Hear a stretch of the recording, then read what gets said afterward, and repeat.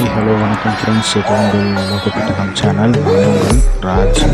இந்த பதிவில் நம்ம பார்க்க போகிறது என்ன அப்படின்னு பார்த்தீங்கன்னாக்கா, ஃபைல் ஃபவுண்டேஷன் ஒர்க் தான் நம்ம பார்க்க போகிறோம். ஸோ ஆல்ரெடி நம்ம பைல் ஃபவுண்டேஷன் எப்படி போட்டோம் அப்படிங்கிறத நம்ம பார்த்தாச்சு.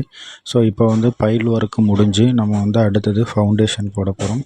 ஸோ பேஸ்மெண்ட் பெல்ட்டு தான் இப்போ நம்ம போட போகிறது. ஸோ அந்த பேஸ்மெண்ட் பெல்ட்டு எப்படி போடுறோம், ஸோ இது கழிப்பு ஏரியா அப்படிங்கிறதுனால ஸோ நம்ம அந்த பெல்ட்டை கொஞ்சம் ரொம்ப ஹெவியாக போடுறோம். ஸோ நார்மலாக பெல்ட்டு பார்த்திங்க அப்படின்னாக்கா 3/4 அடிக்கு 1 அடி அப்படி தான் இருக்கும். ஸோ நம்ம போடக்கூடிய பெல்ட்டோட அளவு பார்த்திங்க அப்படின்னாக்கா 3 அடிக்கு 1 அடி அப்படிங்கிற அளவில் நம்ம போடுறோம். ஸோ அதுக்காக கம்பி கட்டுற ஒர்க்கு தான் போயிட்டுருக்கு. ஸோ நம்மளுடைய முந்தைய பதிவை பார்க்காதவங்க டிஸ்கிரிப்ஷனில் லிங்க்கு கொடுத்துருக்கேன், மறக்காமல் பார்த்துக்கோங்க. ஸோ இது ஃபைல் ஒர்க்குடைய கண்டினியூட்டி வீடியோ தான் இது. ஸோ இப்போ நம்ம நிறுத்திருக்கக்கூடிய போஸ்ட்டு எப்படி நிறுத்தியிருக்கோம், அதுக்கு கீழே நம்ம பைல் ஒர்க் எப்படி பண்ணியிருக்கோம் அப்படிங்கிற எல்லா டீட்டெயில்டுமே நம்மளுடைய முந்தைய வீடியோவில் நம்ம போஸ்ட் பண்ணியிருக்கோம். ஸோ இப்போ பார்த்தீங்க அப்படின்னாக்கா, நம்ம இந்த மாதிரி கல் பரப்பி ஏன் பண்ணுறோம் அப்படின்ற ஒரு கொஸ்டின் உங்களுக்கு வரலாம். ஸோ இப்போ கீழே நம்ம பெல்ட்டு போடுறதுக்கு முன்னாடி இந்த மாதிரி நம்ம 1 அடிக்கு கல் கீழே பரப்பணும். ஸோ இந்த 1 அடி கல் நம்ம எதுக்கு பரப்புகிறோம் அப்படிங்கிறது நம்ம காங்கிரீட்டு போடும்போது உங்களுக்கு அது தெளிவாக தெரியும்.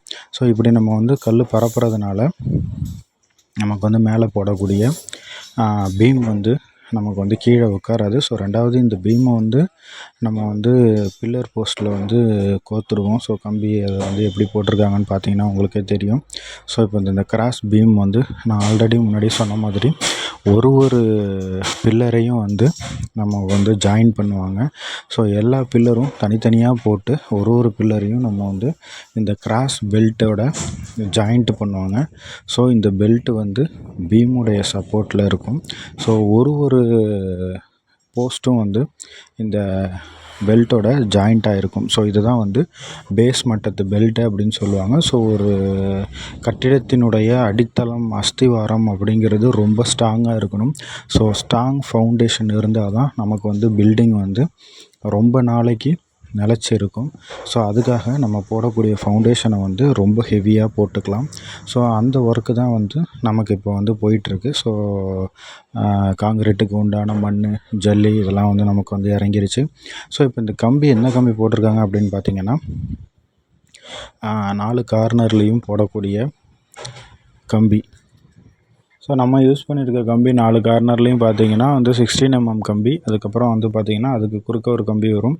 அது பார்த்தீங்க அப்படின்னாக்கா 20, அதுக்கப்புறம் 12. இது எல்லாமே நம்ம பயன்படுத்தியிருக்கோம். ஸோ அதில் போஸ்ட்டில் பார்த்தீங்கனாலே உங்களுக்கு தெரியும். போஸ்ட்டில் 16 mm ராடும் வந்திருக்கும், 20 mm ராடும் வந்திருக்கும். அதுக்கப்புறம் அது ரெண்டுத்துக்கும் நடுப்புற ஒரு கம்பி போட்டிருப்பாங்க.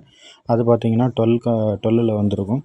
ஸோ இப்படி நம்ம போடும்போது பார்த்திங்கன்னா அந்த பெல்ட்டினுடைய குவாலிட்டியும் சரி, பீமோடைய குவாலிட்டியும் சரி ரொம்ப ஹெவியாக இருக்கும். ஸோ ரொம்ப ஹெவி லோடு தாங்கக்கூடியதாகவும் இருக்கும். ரொம்ப நாட்களுக்கு நமக்கு இது லைஃப் கிடைக்கும். ஸோ அதுக்காக தான் நம்ம இந்த மாதிரி கொஞ்சம் ஹெவி மெட்டீரியலாக போடுறோம். ஸோ இப்படி ஹெவி மெட்டீரியலாக போடுறது எதுக்காக அப்படின்னு பார்த்தீங்கன்னாக்கா, ஒரு நம்ம ஹைட்டான பில்டிங் கட்டுறோம் அப்படின்னாக்கா அந்த மாதிரி இடத்துக்கு நம்ம இந்த மாதிரி கொடுக்கலாம். ஸோ இது ஒரு 4 இன்ச்சு கேப்பு விட்டு ஒரு ரிங்ஸும் 4 இன்ச்சு கேப்பில் நமக்கு ஒரு ரிங்ஸும் கோப்பாங்க. ஸோ அதுதான் நீங்கள் இப்போ பார்த்துட்ருக்கீங்க. இப்போ கம்பி ரிங்ஸு கட்டுக்கம்பியை வச்சு கட்டிக்கிட்டு இருக்காங்க.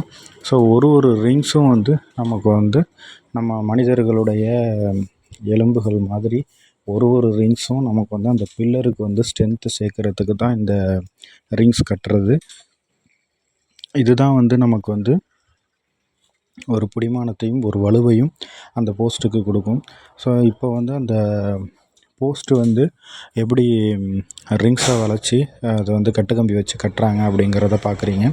அந்த கேப்பு நமக்கு ஒரு ரிங்ஸுக்கும் இன்னொரு ரிங்ஸுக்கும் இடையில் இருக்கக்கூடிய கேப்பை அவங்க கரெக்டாக மெஷர் பண்ணி மார்க்கிங் பண்ணி கட்டுவாங்க.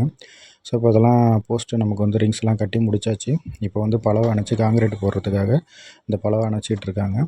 ஸோ இதுக்கப்புறம் நமக்கு காங்கிரீட் ஒர்க் எப்படி நடக்குதுங்கிறத நம்மளுடைய அடுத்த வீடியோவில் இதனுடைய தொடர்ச்சியாக நம்ம வந்து பார்க்கலாம். ஸோ இது வந்து உங்களுடைய உலக பெட்டகம் சேனல். நான் உங்கள் ராஜ். நம்மளுடைய சேனலில் உங்களுக்கு வந்து பயனுள்ளதாக இருக்குது அப்படின்னாக்கா கண்டிப்பாக நம்மளுடைய சேனலுக்கு ஒரு சப்ஸ்கிரைப் பண்ணுங்கள், லைக் பண்ணுங்கள், ஷேர் பண்ணுங்கள். உங்களுடைய ஃபேமிலி அண்ட் ஃப்ரெண்ட்ஸ் எல்லாருக்கும் மறக்காமல் ஷேர் பண்ணுங்கள். Thank you friends.